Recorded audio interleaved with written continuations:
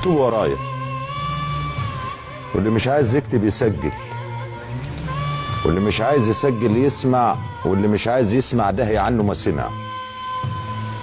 اكتبوا ورايا أننا على مشارف ميلاد خريطة عالمية جديدة، نحن قاب قوسين أو أدنى من ميلادها خلال سنوات قليلة جدا، ربما لا تتعدى ال3 سنوات، ربما لا تتعدى 3 سنوات قادمة.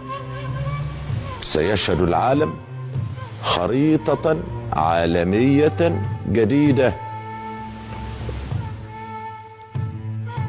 ايه يا عم توفيق اللي بيخليك تؤكد لنا؟ يعني انت عمال بتقول لنا وبتاع وبتأكد، يعني